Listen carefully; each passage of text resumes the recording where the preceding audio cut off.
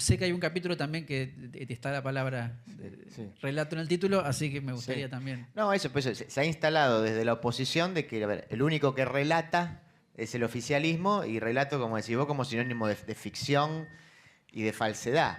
Pero en realidad eso, a ver, cualquier construcción política, claro que el kirchnerismo tiene un relato, tiene un súper relato. Ese es el título de mañana en un diario opositor, ¿viste? Panelista de 678 dice que el kirchnerismo tiene un súper relato, tan súper como el de la oposición. Porque es eso, porque también digo, es parte de la disputa discursiva.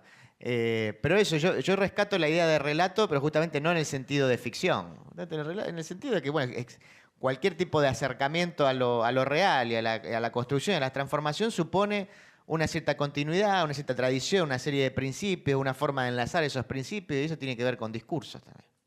Yo estaba escuchando tu exposición y soy uno de los que ve 678, te aclaro. Y veo que cuando comparo lo que es Buenos Aires con Santa Fe, hay una diferencia abismal en lo siguiente. Uno dice Buenos Aires, piensa en medios nacionales, aunque en realidad la temática por ahí, yo te lo decía hoy, tiene más que ver con cosas de Buenos Aires, más que nacionales. Pero igual, yo celebro de todas maneras, porque para nosotros es útil contar con ese tipo de posibilidades, qué sé yo, o ver CN23 o ver TN, qué sé yo, o escuchar a dos voces o escuchar 678, ¿entendés? O leer Página 12 o leer Clarín, ¿se entiende? Acá en Santa Fe eso no se puede, a ver si se entiende. Por lo menos es mi punto de vista. Acá en Santa Fe está todo hegemonizado para un lado. Había solamente uno de los diarios que tenía por ahí unas posiciones distintas y lo compraron directamente. Y cuando no pudieron comprar a determinado línea periodística que estaba trabajando como dirección periodística, los echaron directamente. El caso del diario 1.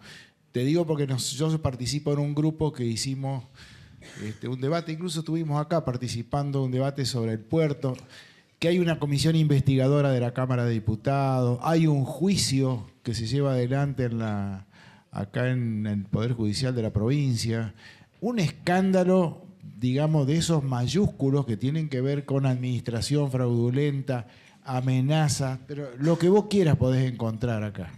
Un Lanata podría encontrar para hablar un año entero, por ejemplo, de esto, sin inventar cosas que él tiene que... Acá no necesitas inventar, a ver si se entiende. Y sin embargo, acá no se habla de esto en los medios. Y tal es así que han creado el concepto de blindaje mediático. No sé si allá, yo no lo he escuchado mucho, pero acá muchos políticos, muchos compañeros, o nosotros mismos lo utilizamos, hay un blindaje mediático que hace de que esto se esté enterando un sector muy pequeño, pero la gran población, vos hablas con el vago del kiosco, el obrero, el tipo que labura en el barrio, no conoce el tema. Entonces, acá yo no veo esa posibilidad, como decir, bueno, uno elige, está el espectador que tiene parte en la cosa. Entonces, ¿cómo hacemos? O sea, la pelea que nos toca a nosotros en un lugar en la cual está hegemonizado para un lado, pero 95%, y no sé si no me quedo corto.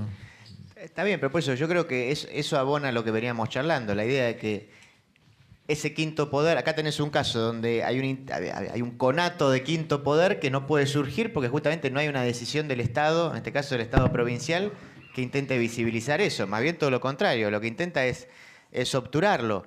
Yo lo decía hoy fui a la radio Nacional y me preguntaban algo en esa línea. Yo creo que en cuanto al laburo de la militancia, me parece que en algún momento puede ser que el kirchnerismo haya equivocado, es decir, lo que fue la aparición de 678 y la sanción de la ley de medios, quizás pudo llevar a la falsa idea de que la batalla cultural se ganaba nada más que en los medios.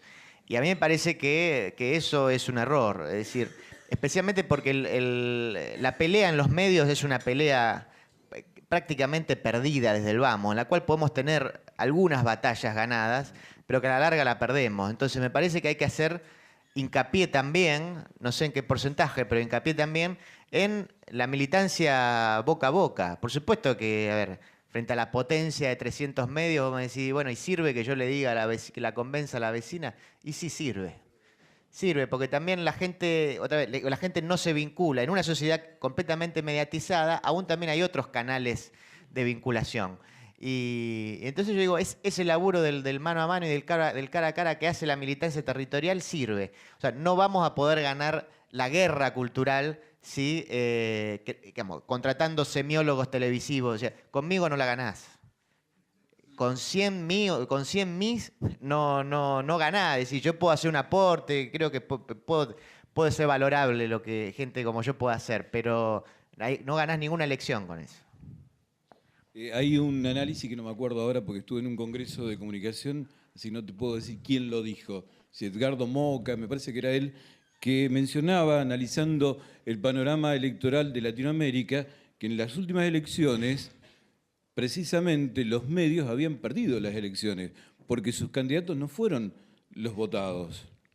Así que no todo está determinado por los medios. Totalmente, sí, sí.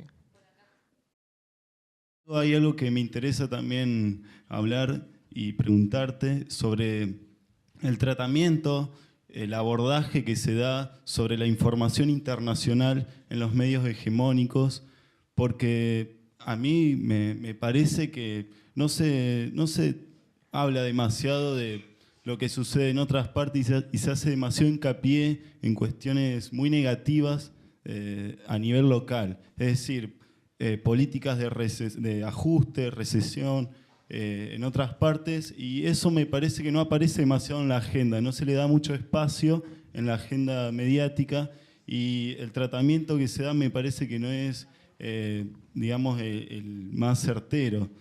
¿Cuál es tu lectura sobre la información internacional en esos medios?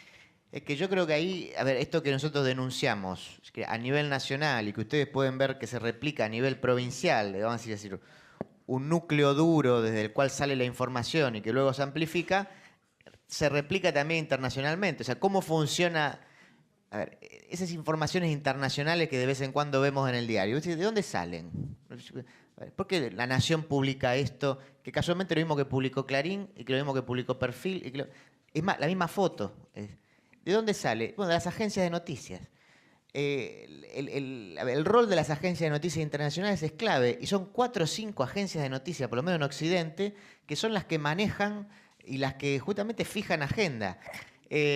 A su vez después tenés una lógica perversa de vinculación entre medios nacionales y algunos medios internacionales de presentar como confirmación lo que es simplemente un eco. Es decir, un señor del New York Times lee La Nación para informarse acerca de qué está pasando en la Argentina sobre los fondos buitre. Entonces, escribe en su nota lo que está pasando según lo que leyó en La Nación. Y después el tipo de La Nación dice, fíjense, como bien observan aquí los del New York Times, está pasando esto que yo les decía. Y en realidad entonces, hay una continua cadena de supuestas confirmaciones, cuando en realidad salió una vez sola esa idea. Eso es muy difícil, a su vez, romper porque está la propia lógica de las agencias de noticias. Por eso yo creo que también algo que hace falta es eso, es decir, no solo haber medios que en todo caso contrasten con la agenda impuesta, sino también eso, una agenda nueva. 678 no lo puede hacer porque 678 hace análisis de medios en un contexto de medios concentrados. Entonces, yo entiendo que a muchos de ustedes miran 678 y dicen, yo estoy podrido de que pasen a la nata. Está bien. Ahora, pero si vos tenés que toda la agenda mediática está pasando a la nata, en algún sentido estamos obligados también a pasarlo. Entonces, pero hace falta generar agencias, digamos, lugares donde surja una noticia, donde haya una foto distinta. Bueno, es difícil porque también digamos, hay que tener plata, hay que tener periodistas, hay que tener corresponsales, hay que tener... Por eso, digamos, queda eso en manos de grandes agencias que son las que te instalan temas. Yo me acuerdo hace unos meses, capaz que se acuerdan, apareció una nena rubia, creo que era así, en Bulgaria, que decían que había sido secuestrada por unos gitanos. Y eso fue... O sea, creo que llegó a ser tapa en los diarios nacionales argentinos y después se mantuvo durante una semana. ¿Qué carajo me importa la nena búlgara? Y encima era toda una gran construcción digamos, claramente discriminatoria, porque el tema era que cómo esa nena tan linda estaba con unos gitanos. Porque habrían descubierto que no era hija de los gitanos porque era muy linda para estar con gitanos. Eso estuvo una semana y finalmente era hija de gitanos de otros gitanos. Y eso se replicaba en todos los diarios. Vos decís, pero esta noticia, ¿por qué? Bueno, pues sale de una agencia que la lanza, ¿viste? En radio yo no tengo presente un programa de noticias internacionales. En televisión solamente el de Canal 7. Y después, a duras penas, en realidad, digamos, los segmentos de noticias internacionales son segmentos que también sucede esto respecto de la mirada que tiene la ciudad de Buenos Aires respecto del interior. O sea, el interior siempre es noticia en la catástrofe. Te enterás qué pasa en el norte argentino cuando una luz, cuando desbordó el río, etc. Y acá lo mismo. 1000 chinos murieron porque se cayó un tren de no sé dónde. Bueno, esa es la noticia internacional. Bueno, pero obviamente también es paradójicamente, en un país donde todo el tiempo estamos atentos a cómo nos ven los demás, nos cortan todo el tiempo la mirada acerca de lo que pasa allá para que nosotros también nos demos cuenta cómo vemos a los de allá. Yo quiero que me des una opinión acerca también de analizando el oyente, digamos, los receptores de esa información. ¿Por qué cuando por ahí usan el lenguaje tanto como el debería, no se confirma la fuente, el habría pasado?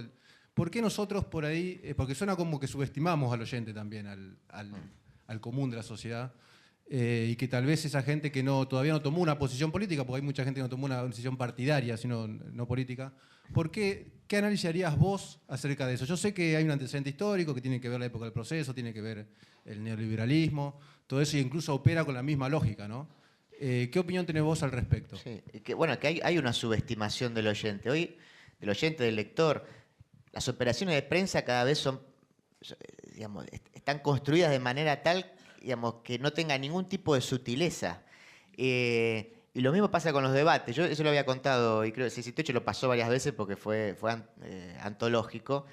Me invitan de CNN, ¿no? Y CNN tiene como en la ciudad de Buenos Aires tiene ahí un espacio, un estudio, pero eso salía directo hacia Estados Unidos por el tema de la ley de medios, y me invitan con un periodista, creo, de los buenos, digamos, sólido, de La Nación, un pibe joven también. Bueno, entonces vamos al estudio, nos sentamos, bueno, vamos a salir al aire, sí, listo, sí.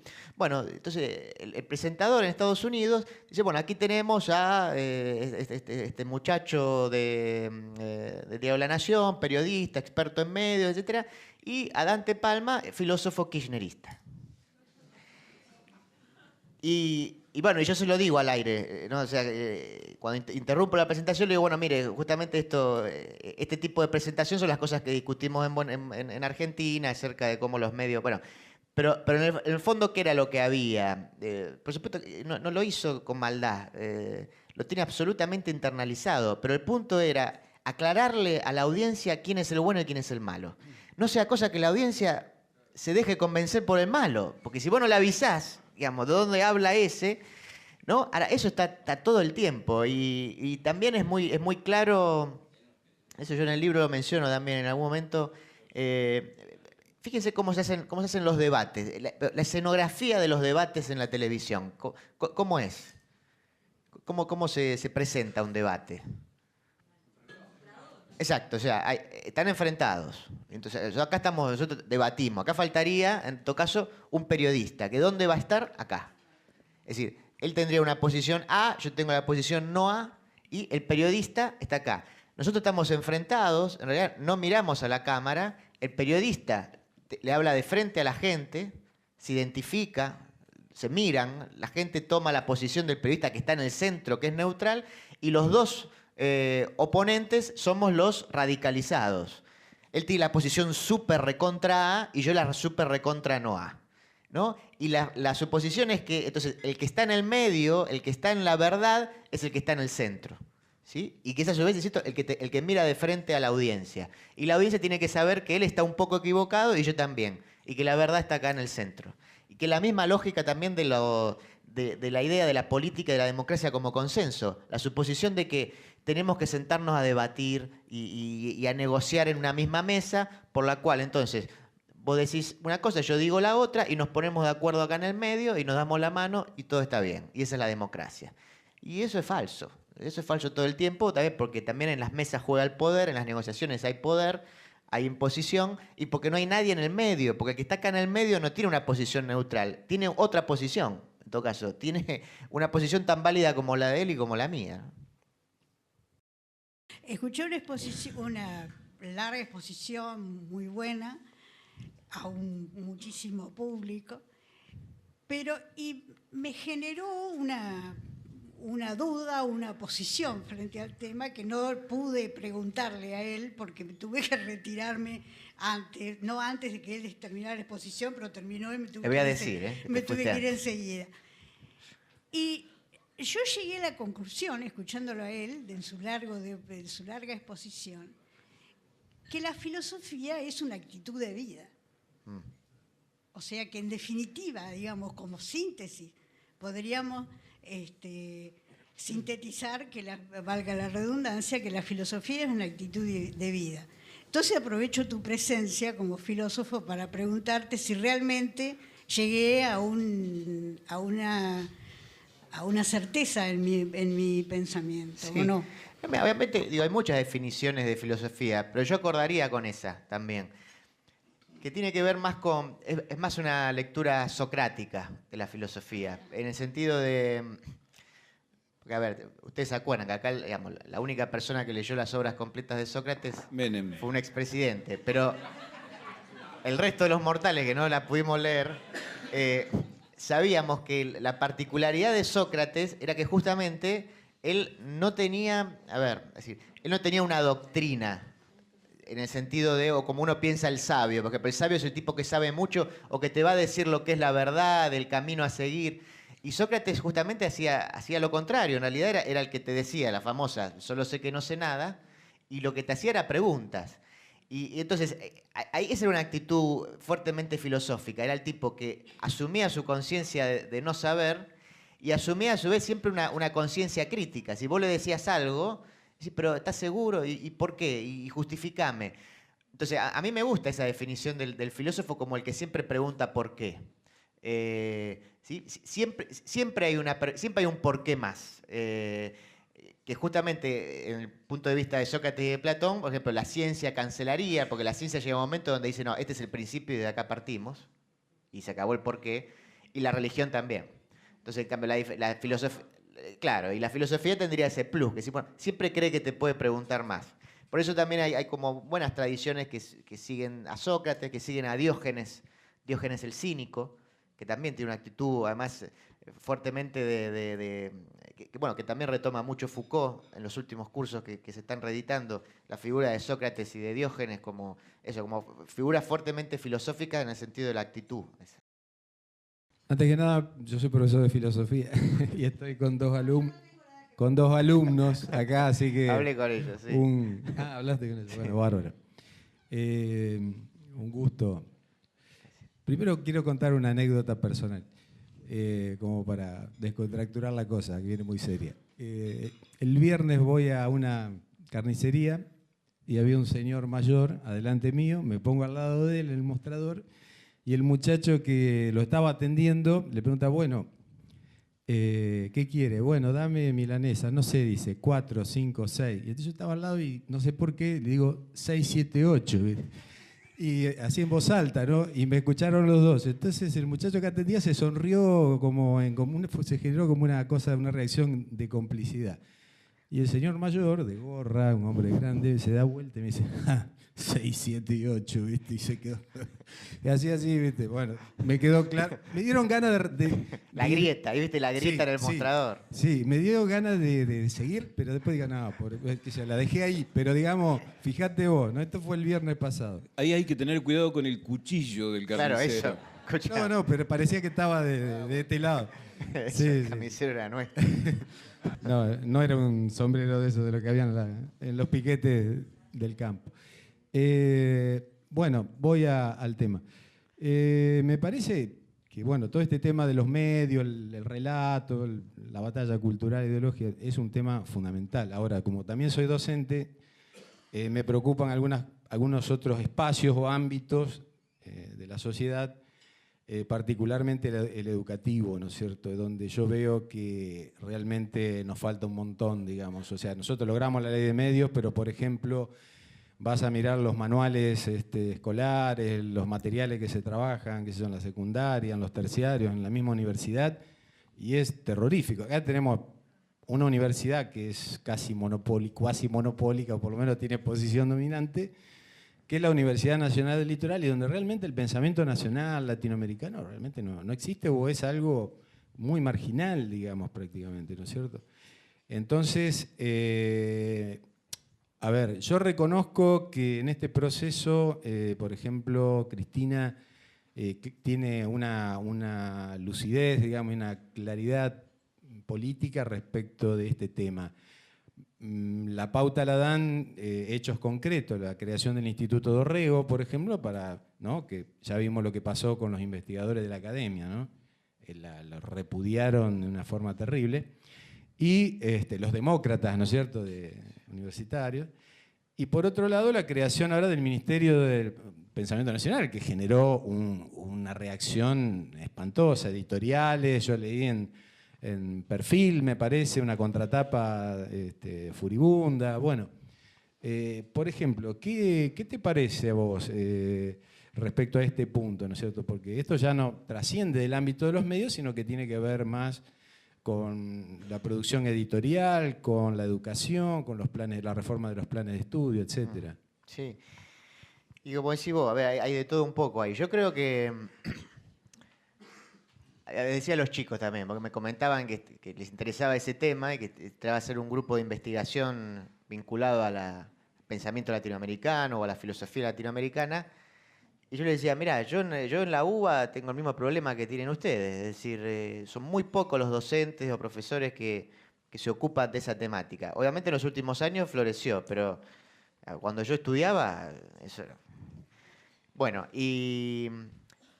pero digo, a su vez, pensar en el CONICET, por ejemplo. O sea, ¿cómo puede ser que tenga más valor una publicación en una revista sajona que en una revista en castellano?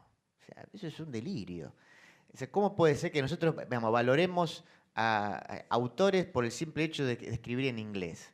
Pero no caigo en un nacionalismo ni chauvinismo estúpido. Pero si leemos a cada estúpido que su único mérito es tener un apellido sajón.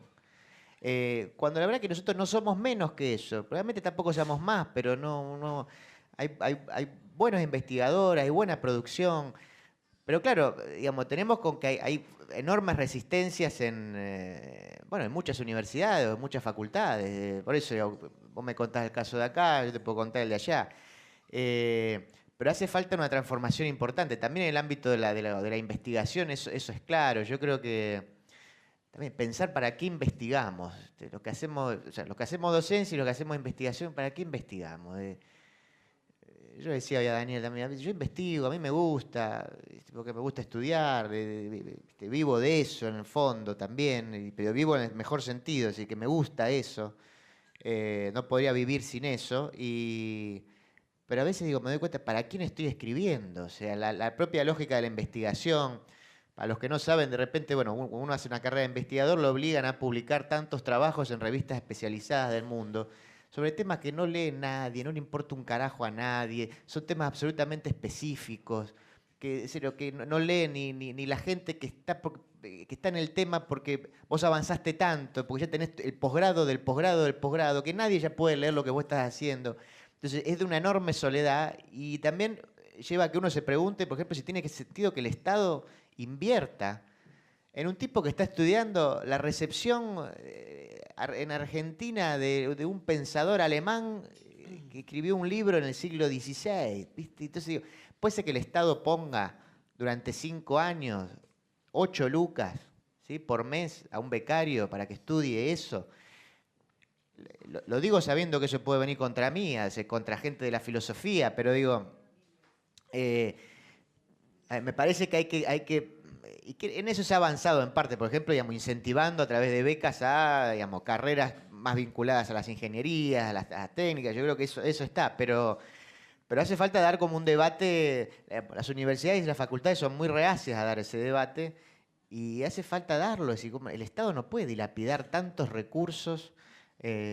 Todo lo que ha puesto, por ejemplo, en becarios, y cómo puede ser que, yo no tengo el porcentaje exacto, pero es muy grande la cantidad de becarios que reciben una guita durante 5 años y no hacen la tesis de doctorado, o que después terminan haciendo otra cosa, o que terminan yéndose, digamos, a pesar de todo lo que es digamos, la repatriación de más de los 1000 científicos. Bueno, pero sí, eso hay mucho por hacer. Claro, todos preguntan porque están comiendo mientras. Claro, nosotros, claro. Vos querés que dejen de preguntar. Claro, ¿viste? O sigan preguntando, pero traigan acá las papas fritas.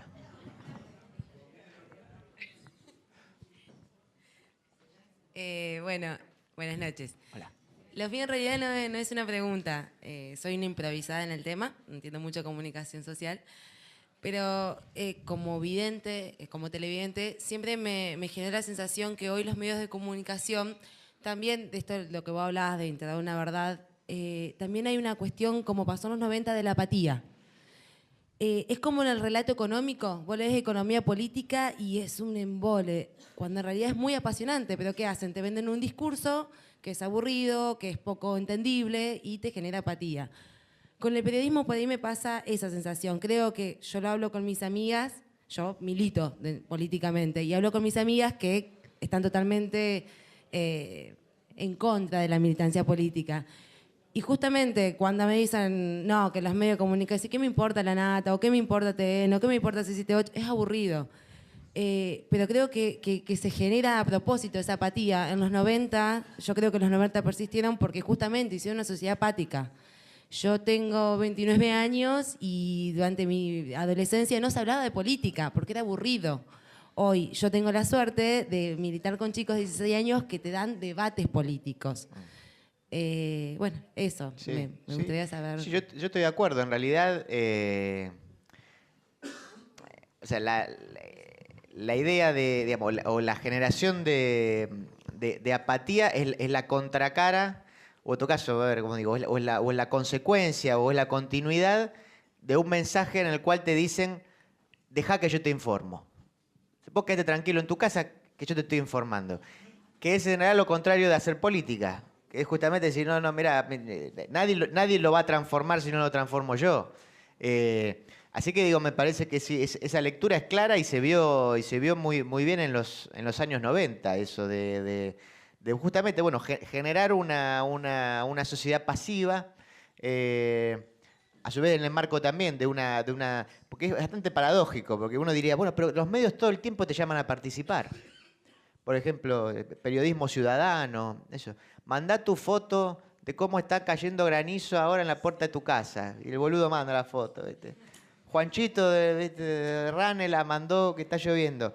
Y bueno, y también te llama, por ejemplo, hoy leía, eso es maravilloso, fíjense en la página de TN, las principales noticias tienen abajo, no sé el nombre, porque no tiene nombre ahí, como le ponen, pero algo así como categorías de evaluación de la noticia.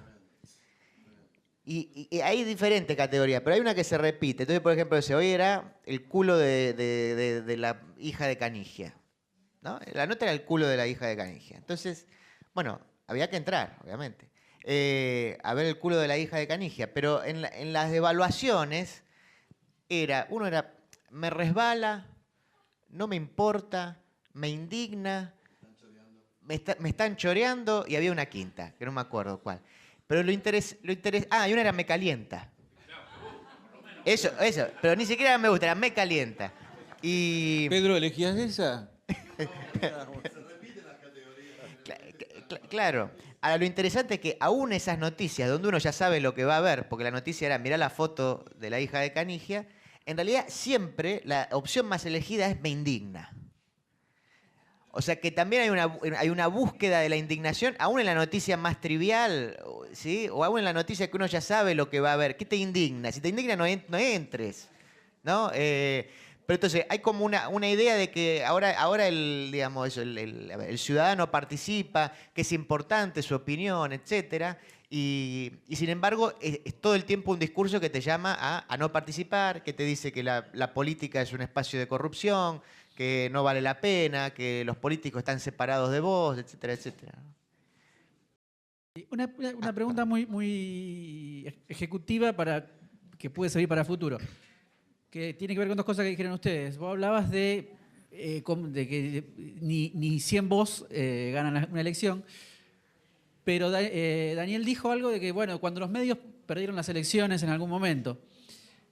Mi pregunta es, a ver si es con trampa, porque alguna vez todos tenemos alguna respuesta que seguramente no es cierta, pero queremos saber la tuya. ¿Dónde se ganó la elección de 2011? ¿Cuál fue el campo de batalla en el que se gana la elección de 2011? Y no sé, pero probablemente en muchos campos. Yo creo que en la discusión acerca de la ley de medios, ahí hubo un triunfo importante. Porque me parece que eso lo charlábamos hoy con Daniel fuera del aire, digamos, hablábamos de lo que había sido el fenómeno de 678 en las movilizaciones que se dieron especialmente en Ciudad de Buenos Aires, pero que en realidad generó réplicas en cuanto a grupos. Quizás acá mismo apareció un 678 Santa Fe y había hasta un 678 Estocolmo. Pero que lo que pasó fue que también todas esas formaciones que eran horizontales, casi siempre, o la mayoría de los casos vinculadas a jóvenes universitarios, lo que hizo fue que en breve tiempo se canalizó en las formas de participación más o menos orgánica tradicionales. Fueron a Campo, a Colina, Movimiento Evita, a lo que sea. Así que me parece que ese momento trajo un montón de gente. Primero, el conflicto con el campo, me parece que lo que hizo fue marcar un núcleo duro de kirchnerismo y de gente que quizás no estaba del todo marcada y dijo, este es mi lugar. Aún perdiendo por goleada, yo estoy acá.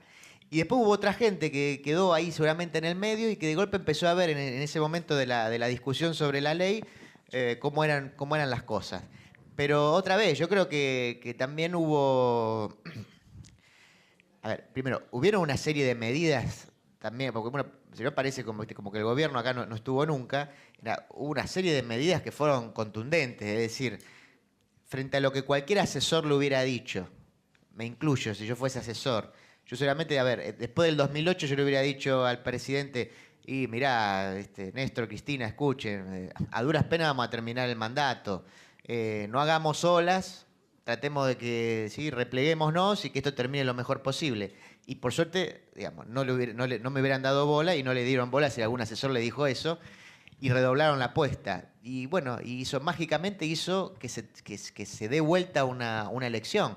Pero eso fueron varias medidas de la asignación universal, de la recuperación de los fondos. Y bueno, el IPF fue después, pero digo lo de los fondos previsionales.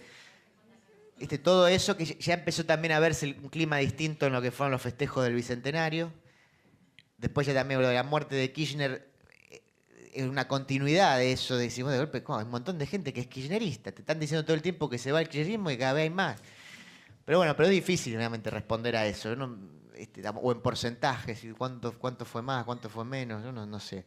Pero él quería preguntar y cerramos con esa.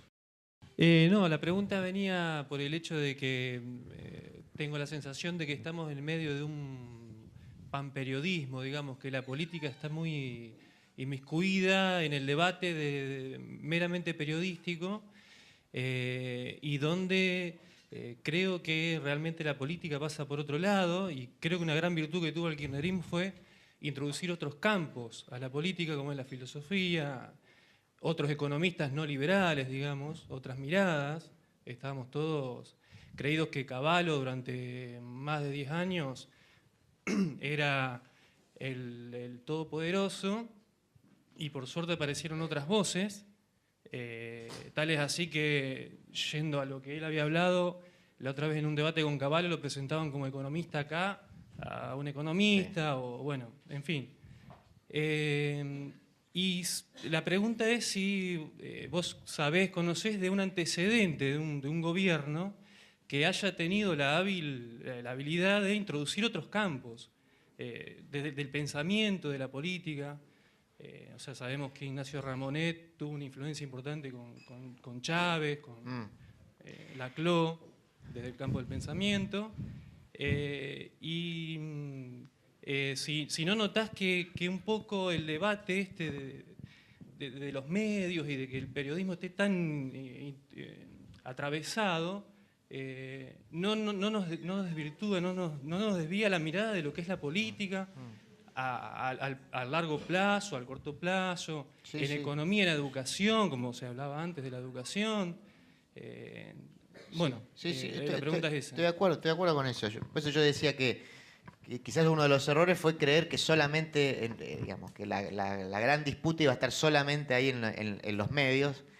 Y me parece que esa es una importantísima, pero quizás que no es la única. Y después, mirá, respecto así de gobiernos que estén en la actualidad, bueno, obviamente, creo que tanto en Bolivia, Ecuador como Venezuela son como, a ver, ejemplos donde, a ver, hay una transformación enorme digamos, por lo pronto de la mirada acerca del Estado. A ver, que contra toda la tradición de los estados modernos, de repente un grupo constituya, valga la redundancia, una constitución que hable de un Estado plurinacional, ya es una cosa.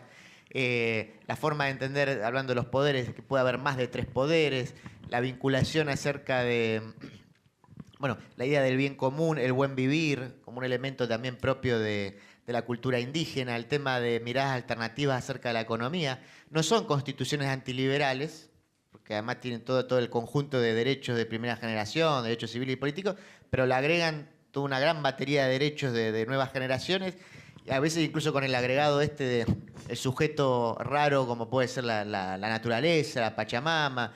Bueno, ahí hay elementos que, digamos, de las propias culturas, que están mucho menos quizás en nuestra cultura, pero que además en ese caso aparecen en un texto constitucional, porque también recordamos que son los 3 casos de reformas constitucionales, algo que nosotros, a pesar de estar más de 10 años dentro de un proyecto distinto, no pudimos hacer. Así que si vos me preguntás como antecedentes o lugares donde ir a buscar algo nuevo, yo iría por ahí, ¿no?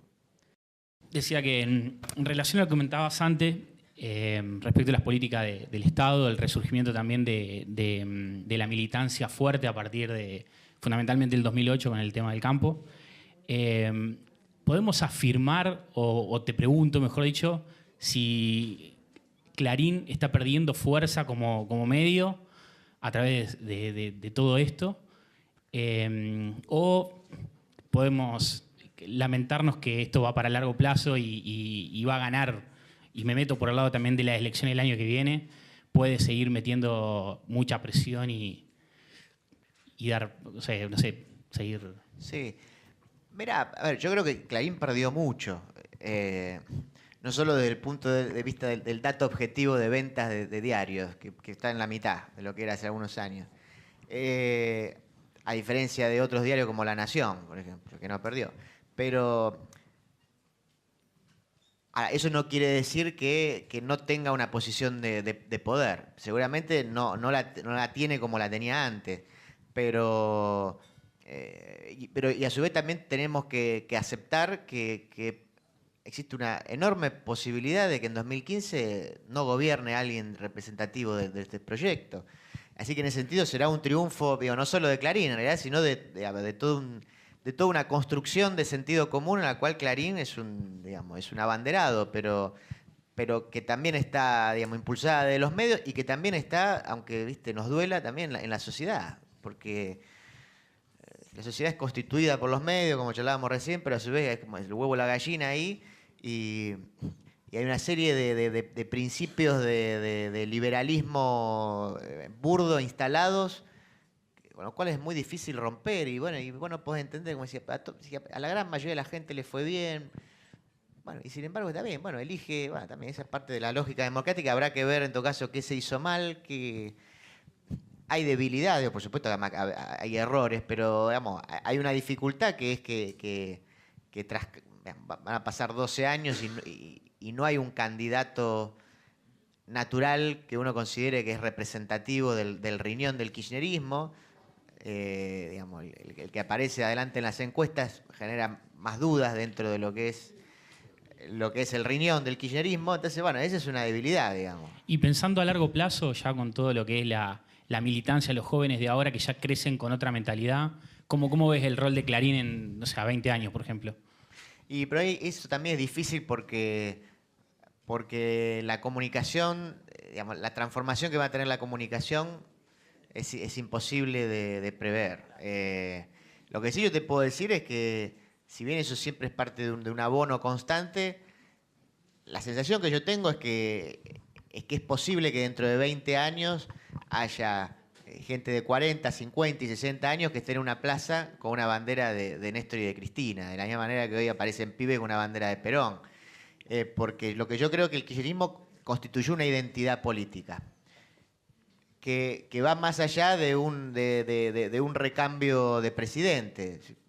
El kirchnerismo puede perder en 2015, hay buena posibilidad de que pierda, y hasta podría perder en 2019, porque es más, si gana un gobierno de oposición que sea más o menos inteligente, está tomando un país que está en las mejores condiciones. Es decir, entonces, si son más o menos inteligentes, van a gobernar 8 años tranquilamente.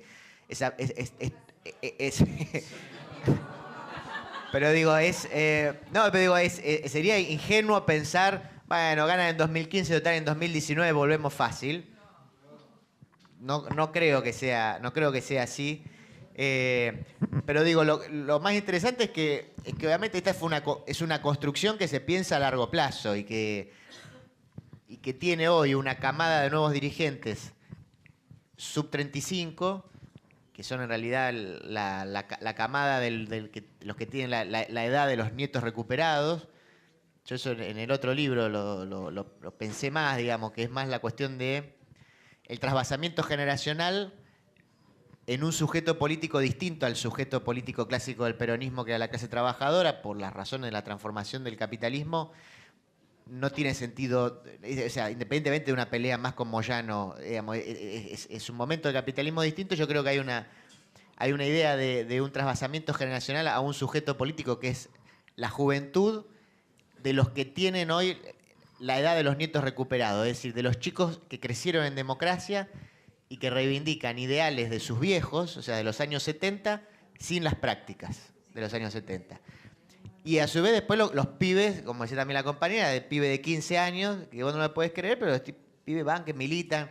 Bueno, ahora, eso lo esperemos verlo en 20 años, es una construcción muy a largo plazo. Eso. Dante, sí. Una pregunta, 2 obsequios y 3 alegrías. A ver, una debe ser Colón. 3 goles ya. 3 goles. 3 goles. 3 alegrías de Colón. Hace tanto tiempo que no hacíamos 3 goles. Es lindo ver perder Cada a vez Chicago. que juegue Colón de local vas a tener que venir. Bueno, creo que te vamos a traer como Mirta Legrand, traigo suerte. Sí. No, como Mirta no soy. Pero bueno, una pregunta para que haga tu fe, digamos, de todos los que aquí de alguna forma hemos escuchado, supongo que con muy buen beneplácito, tu charla. En 678, además de los 100.000 pesos, te bajan línea, te dicen lo que tenés que decir, te condicionan, te censuran. ¿Por qué vos de la nada llegaste a ser lo que sos? Es decir, algo habrás hecho. ¿Te puedo dar la respuesta? Conmigo no, Pedro. No, pero a ver, si quieres yo también les cuento así alguna intimidad, digamos, de cómo se arma el programa. Yo creo que este es mi 3er año. Yo creo que debe haber habido 3 reuniones de producción en 3 años. Con el famoso Diego Birs, con el Rasputín Diego Birs. Sí, yo lo habré visto, no sé, 7 veces en mi vida. 3 en reunión de producción y otras 4 en la fiesta de fin de año, ¿sí? Y en alguna otra vez perdido por ahí. Después también, bueno, hay gente que... Yo no la conozco a Cristina personalmente, por ejemplo. Algunos que también se creen que yo hablo con Cristina o que Cristina me dice... Yo no la conozco. Y después, digo, nosotros los panelistas llegamos a las 9 menos cuarto al programa, que sale a las 9. Y lo que sabemos... O sea, les puedo mostrar los mails que me llegan todos los días, o sea, más o menos 3, 4, 5 de la tarde, nos llega un mail donde dice, bueno, mira, el invitado es tal y los temas son estos. Y aparecen dichos casi así, Entonces, por ejemplo, conflicto en Gaza, caballo escrachado, Wiener y la mano invisible. sea, yo no sé nada del enfoque que se le va a dar al tema. En muchos casos, pues yo no soy un visualizador. Es decir, miro televisión, me informo como ustedes, pero obviamente hay cosas que veo en el propio informe que ni me había enterado y que las veo ahí. Y eso a su vez es adrede, porque lo que busca es que la opinión del panelista tenga más frescura. Si nosotros viésemos el informe antes, a una de esas peleas que ustedes han visto, y se hubieran dado antes, y seguramente llegarían mucho más pasteurizadas a la mirada de ustedes. Entonces, digo, hay mucha fantasía respecto de eso, digamos, y por supuesto que los que estamos ahí tenemos una posición tomada. Y seguramente que está mucho más cerca del gobierno, más allá que podamos tener alguna diferencia en alguna cosa. Como sucede en los otros programas también. Donde seguramente tampoco les bajan línea. ¿O usted se cree que a Van der Koy le bajan línea? Que no hace falta. No hace falta. Si él ya sabe lo que va a decir. Le pagan 100.000 pesos. A este sí, a él le pagan más. A ese sí le pagan más. Sí.